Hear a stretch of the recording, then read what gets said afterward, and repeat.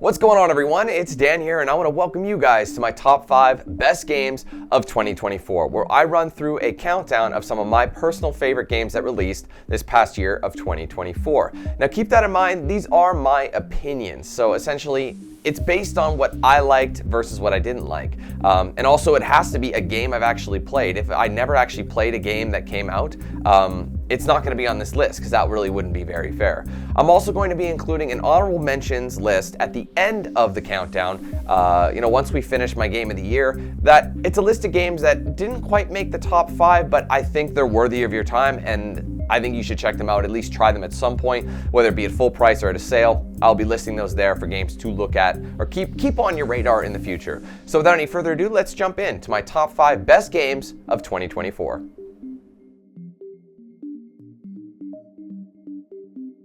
Coming in at number 5 on the countdown, we have Riven Remake. Now, this game obviously is a remake of the original Riven to come out in 1997, which was a direct sequel to the game Myst, which was a exploration puzzle game that, well, wasn't for the faint of heart. It was not going to hold your hand. It basically required you to get out a pen and paper and try and solve these puzzles.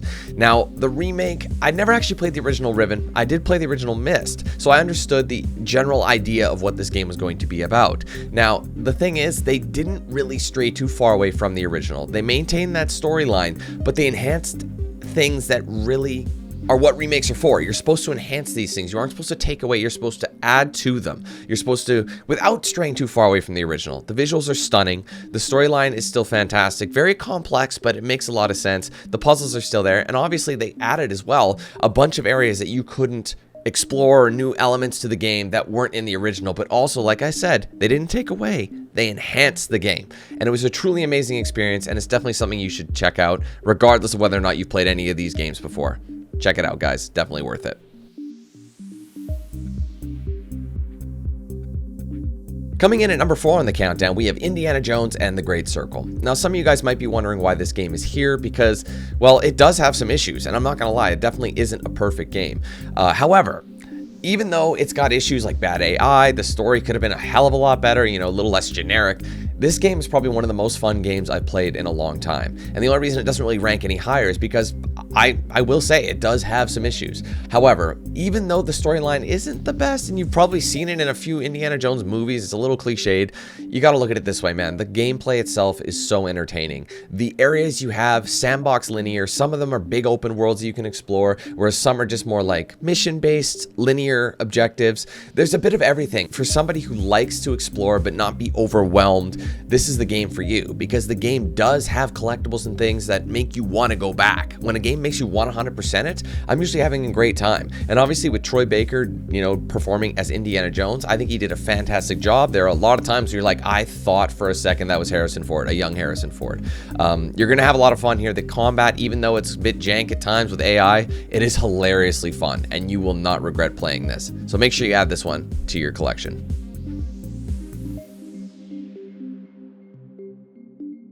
Coming in at number 3 on the countdown, we have Silent Hill 2 Remake. Now, obviously, with a beloved franchise like Silent Hill, you're going to have to make sure you don't mess it up. And fortunately, Bloober Team did not disappoint. You could tell that the devs were true fans of the franchise themselves, and they honored the originals, but they brought them into the modern era, which is such a tough thing to do. I mean, it's hard to capture classic survival horror games and make them feel the same way, but that's what happened here. It really did bring me back to when I first experienced Silent Hill 2, and one of my favorite storylines in Silent Hill for that matter, and they were able to retell it, but not change too much. They were able to like show the game, this is how the story was, but we're going to enhance it visually. The storyline is going to be the same, but we're going to give you an experience that basically feels like you're playing this game for the first time, and you get to relive all those moments for the first time. And it's such an important game because remakes, they can be kind of cash grabby. We all know that. But it also is an opportunity for people who might have missed out on it. Just, maybe they missed the original game when it first came out, or they're too young to even play it. It's great when remakes are done properly to the point where these people are able to experience the game in the modern way without taking away from the original. Now, the one complaint I do have about it is probably the most expensive remake I've ever bought. It was over $100 Canadian for the regular edition, which is absolutely asinine in my opinion. You're never paying that much. But, I mean, I guess that's the way games are going. But It is worth it, definitely. I just wish it would come down a few bucks, but be sure to check this one out, guys.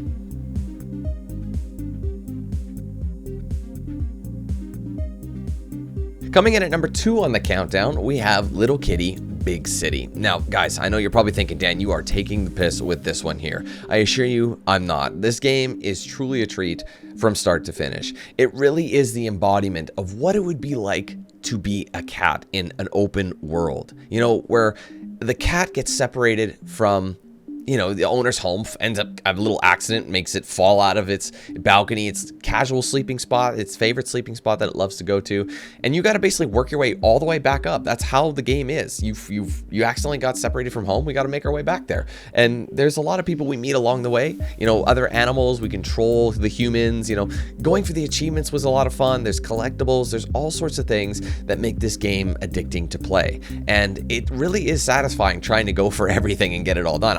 I'm like, I'm not even going back home. I could probably have gone home ages ago, but I'm going to stay down here and mess around and see what else I can get up to. And just little things about the game that you can tell that it's just the devs, they have cats. They know exactly how they are. And this game really does make you feel like you're in the shoes of one. And while there have been games as of late, especially a lot more that really do put you in the shoes of an animal, especially cats for that matter, there's a lot of games as of late where you do play as cats, and I've played, I think, just about all of them. This one, I'd say, does it one of the best. I'd say it is very, very well. It takes things more in a lighthearted direction, unlike Stray of the past. So I really do think this game is worth people's time. Some people think it's not as high. I'm probably one of the few people to rate it this high, but I honestly think if you're an animal lover, I think you're gonna have fun with this game. It's so fun and whimsical. Definitely give it a check.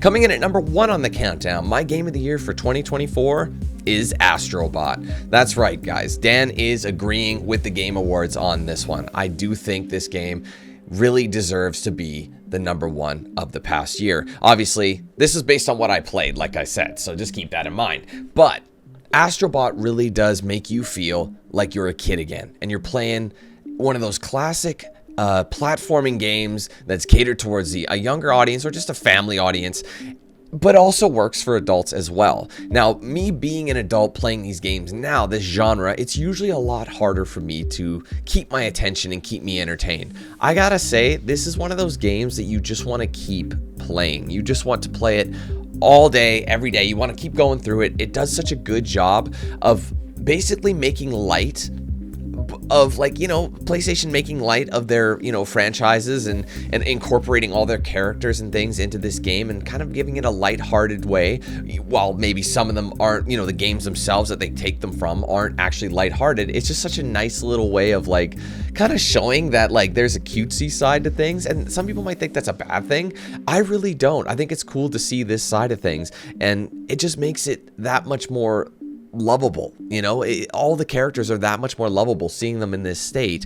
And when you have really, really good gameplay mechanics and each level is really, really entertaining, you know, whether you're new to games or not, you're going to be able to jump into this game really, really quickly. You're going to notice how well and polished everything actually is. You know, from start to finish, it's an enjoyable experience. The pacing and the level design is really well done. And if you find it a little bit too easy, fear not, there are challenge levels as well. So there's something for everyone here. Trying to collect all the bots to try and get them back, that is basically your ultimate goal. You don't need to do that, but it does make you want to collect 100% of everything. It's such just a fun little game that I think everybody should really not sleep on. I think too many people are sleeping on this game and not taking it seriously. It definitely deserves to win, guys. Trust me. Game of the Year 2024, Astrobot. All right, guys, there you have it. My top 5 best games of 2024. Keep in mind, these were my personal opinions and picks based on what I personally thought for this past year of releases. Like I said as well, the honorable mentions are going to be listed right next to me as well. So be sure to not sleep on these games. If they're listed here, they're definitely worth checking out, but they just weren't quite good enough to make it into the top 5. So there were quite a lot of games that came out that kind of had similar ratings this past year. So obviously, and as well, to be honest, there weren't a hell of a lot of games that really blew my mind. So anything outside of the top 5 is really going to be kind of like it's definitely worth a try at some point, but maybe wait for a sale, I'd say. But regardless, all these games are worth your time, and I think they're worth checking out at some point. So, guys, my top 5 list. I hope you enjoyed it. If you did enjoy this list, you enjoyed this video, make sure you leave a like. Of course, be sure to comment your thoughts on, well, the video, like what I picked, what were your picks, what were your top favorites. I'd love to hear you. Let me know how wrong I am, because I'm sure some people will tell me that, but that's totally fine. We're all entitled to our opinion. I'd love to hear what you guys loved this past year. Be sure to subscribe if you're new, and make sure those post notifications are turned on with the bell icon so you don't miss anything that I put out here on the channel. Be sure to like and follow my social pages. Got a Facebook, X, Instagram, Snapchat, and a Discord. Those are linked in the description below. If you want to get yourself a shirt or hoodie of mine, there's a link in the description for that. There's also an embedded feature right below this video that you can check out. That'll show a preview of some of the items you can get. Ultimately, just go to the website, though. It'll show you a full range of products with full customization options as well. Big shout out to the sponsors, of course, DXRacer, Bones Coffee, The Ridge Wallet, Mad Rabbit Tattoo, and Jinx Custom Controllers. I use those guys' products daily. You can check them out for yourselves. With the links in the description, be sure to use my promo code DanQ8000 to save at checkout with them. Finally, guys, be sure to check out and sign up for the Team 8000 membership program. If you haven't done so yet, it does support the page immensely. There's 4 tier levels at 4 price points, with the entry level, the first tier, starting at just 99 cents. So it's cheap and it's easy to get into the program. For signing up across those tiers, you'll get a wide variety of perks, such as custom badges by your name, custom emojis used in chat, exclusive video and stream access, priority in open lobbies, giveaways, discounts, and plenty more. Trying to break crazy records this year, hopefully. You know, see how many members we can get this year. The highest we've ever had is 663, so I'd love to beat that this year. Next member milestone where I can post another emoji for you guys to use is going to be at 700. So if we can crack 700 this year, that'd be amazing. Let's just start slow though and see where we can get to. I appreciate you guys' support, and thank you so much for watching all of my content in 2024.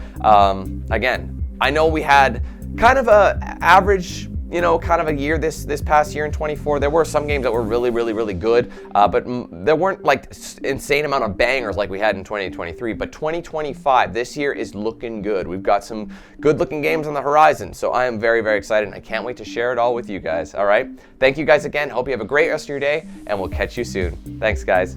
Peace. Who's the man with the plan?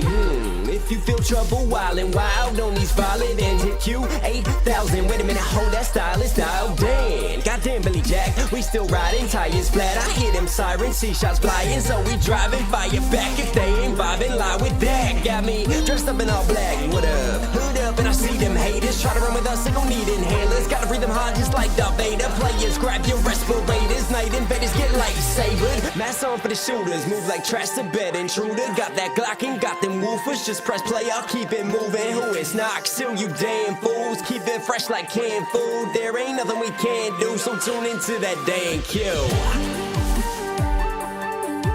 Yeah. It was never, ever a game.